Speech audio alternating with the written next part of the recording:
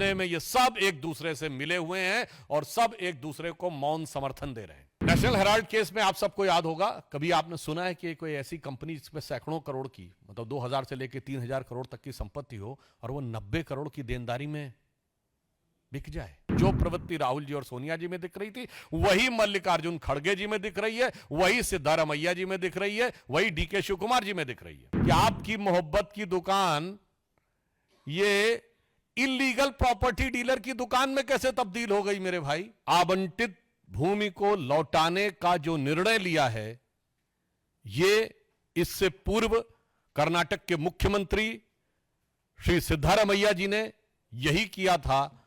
यह स्पष्ट रूप से यह प्रमाणित करता है और यह एक प्रकार से स्वीकारोक्ति है कि सत्ता का दुरुपयोग करके भूमि को हड़पने का कार्य कर्नाटक में कांग्रेस में सर्वोच्च स्तर पर हो रहा था।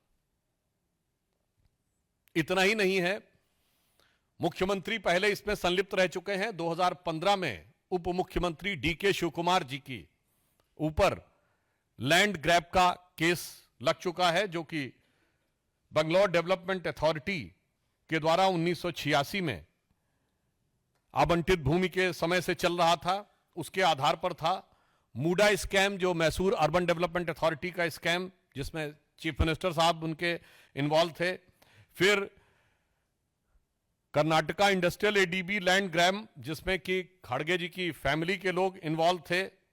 और इतना ही नहीं है, इससे पूर्व कांग्रेस के मुख्यमंत्री रहे कमलनाथ जी का नाम आ चुका है। तो राजस्थान में मुख्यमंत्री रहे अशोक गहलोत जी का नाम बीकानेर के लैंड स्कैम में आ चुका है। तो भूपेश बघेल जी के पास आ चुका है। अर्थात मुख्यमंत्री हो, उप मुख्यमंत्री हो अथवा राष्ट्रीय अध्यक्ष हो। और फिर इतना ही नहीं, आप सबको याद होगा वो नेशनल हेराल्ड केस, जिसमें सोनिया गांधी जी और राहुल गांधी जी के ऊपर आक्षेप है। और यह भी याद करिएगा कि वो केस हमारे जमाने में नहीं शुरू हुआ, अक्टूबर 2013 में दिल्ली हाई कोर्ट के निर्देश पर वो केस दर्ज किया गया था। इससे बहुत साफ हो जाता है कि कांग्रेस में सारा शीर्ष नेतृत्व, किसी भी राज्य का मुख्यमंत्री हो, कोई भी उप मुख्यमंत्री हो, उनके पूर्व राष्ट्रीय अध्यक्ष हों, वर्तमान राष्ट्रीय अध्यक्ष हों, और चिरयुवा नेता हों या बुजुर्ग नेता हों, सब एक दृष्टि में समान है कि गरीब की भूमि कैसे हड़पनी है। सब भ्रष्टाचार में, भूमि हड़पने के आंदोलन में बहुत समान रूप से संलिप्त हैं। कभी कभी मुझे लगता है कि एक वो कांग्रेस पार्टी थी जो महात्मा गांधी के आदर्शों से प्रेरित थी और आचार्य विनोबा भावे जी ने भूदान आंदोलन चलाया था। आज राहुल गांधी जी और सोनिया गांधी जी के विचारों से प्रेरित एक कांग्रेस पार्टी है जो भू हड़प आंदोलन चला रही है। तो यह कांग्रेस का नैतिक पतन है, भूदान से लेके भू हड़प तक।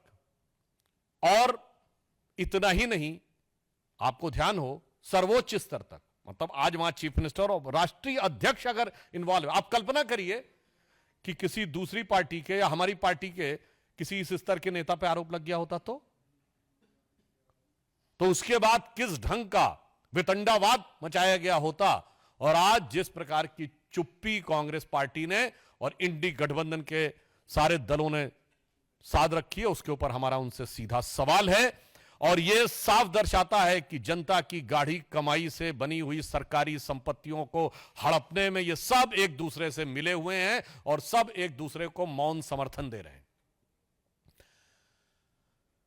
नेशनल हेराल्ड केस में आप सबको याद होगा, कभी आपने सुना है कि कोई ऐसी कंपनी जिसमें सैकड़ों करोड़ की, मतलब 2000 से लेकर 3000 करोड़ तक की संपत्ति हो और वो 90 करोड़ की देनदारी में बिक जाए।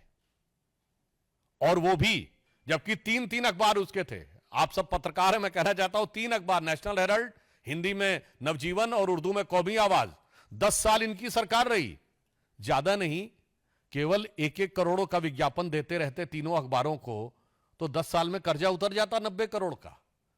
राजीव गांधी फाउंडेशन को 150 करोड़ मिल सकते थे, मगर इनके अनुसार स्वतंत्रता आंदोलन का संचालन करने वाले नेशनल हेराल्ड की सोसाइटी को सरकारी विज्ञापन और सरकारी अनुदान नहीं मिल सकता था, वो 90 करोड़ में बिकना था। तो जो प्रवृत्ति राहुल जी और सोनिया जी में दिख रही थी, वही मल्लिकार्जुन खड़गे जी में दिख रही है, वही सिद्धारमैया जी में दिख रही है, वही डीके शिव कुमार जी में दिख रही है। और इस विषय के ऊपर हमारे कर्नाटक की तरफ से भी ये विषय कई बार उठाया गया, और ये मामला इतना आसान नहीं है। हमारे मेंबर ऑफ पार्लियामेंट लहर सिंह सुरैया जी ने इस विषय को टेकअप भी किया हुआ है, और वहां पर सीएजी ने जो अपनी रिपोर्ट में पॉइंट आउट किया 2017 से, उसमें लिखा है to ask the committee to fix the responsibility for violating the guidelines of the court order and suggest the appropriate course of action against the defaulting officials for the deletion of the land under category A. इसका अर्थ क्या हुआ कि यदि आज Congress party के नेता सिद्धारमैया जी हों या खड़गे जी हों, वो जमीन वापस कर रहे हैं, तो कोई जमीर नहीं जागा है जो जमीन वापस कर रहे हैं। अदालत की कार्रवाई से में होने वाली जलालत से बचने के लिए वो जमीन वापस कर रहे हैं। और मैं राहुल गांधी जी से पूछना चाहता हूं कि आप तो कहते थे कि आपकी मोहब्बत की दुकान है, ऐसा प्रतीत होता है कि ये मोहब्बत की दुकान तो किसी भूमाफिया प्रॉपर्टी डीलर की दुकान नजर आ रही है, जहां दूसरों की प्रॉपर्टी हड़पी जाती है, जनता की प्रॉपर्टी हड़पी जाती है, और उसके बाद उसको अपने चहेते लोगों को अनुदान दे दिया जाता है। तो मेरा राहुल गांधी जी से साफ सवाल है कि आपकी मोहब्बत की दुकान ये इलीगल प्रॉपर्टी डीलर की दुकान में कैसे तब्दील हो गई मेरे भाई? अभी तक तो उसमें नफरती सामान मिलते थे, जहर बुझे सामान मिलते थे, अब ये इलीगल प्रॉपर्टी की दुकान भी हो गई। इसलिए हमारा साफ मानना है कि कांग्रेस पार्टी आकंठ भ्रष्टाचार में डूबी है, और जमीनों के घोटाले में कुछ ऐसी कांग्रेस को जमीन से लगाव है कि जहां जहां सत्ता में आती है, हरियाणा हो, राजस्थान हो, छत्तीसगढ़ हो, कर्नाटक हो, जमीन के साथ इनका विवाद जरूर जुड़ जाता है। और जिस स्तर तक इनके सभी नेता इसमें आरोपित हैं, तो कोई ये नहीं कह सकता कि ये कोई आइसोलेटेड सिंगल केस है, जिसे एक कहते हैं ना कि एक हो तो समझाइए आके कुपही में ही यहां भांग पड़ी है। यानी एक कोई हो तो समझाइए, यहां ऐसा लगता कुएं में भांग पड़ी है, या ये 99 के नशे में बहुत मदहोशी थी ना कांग्रेस की, तो ऐसा लगता है कि जमीन को देखकर तो उनको ऐसा लगता है कि जिसको देखो वही आज मदहोश है, आज तो मैं दीवाना गजब ढा गया। तो जब से वो दीवाना बने हैं जो जोश के साथ 99 के खुमार के साथ, तब से वो गजब ढा रहे हैं, और जनता पे कितना गजब और कहर ढाया जा रहा है वो हमारा साफ है। इसलिए हम कांग्रेस से सवाल कहना चाहते हैं कि आप बताइए कि नैतिकता के आधार पे जिन लोगों ने जमीन वापस कर दी, क्या उन्हें इस्तीफा नहीं देना चाहिए?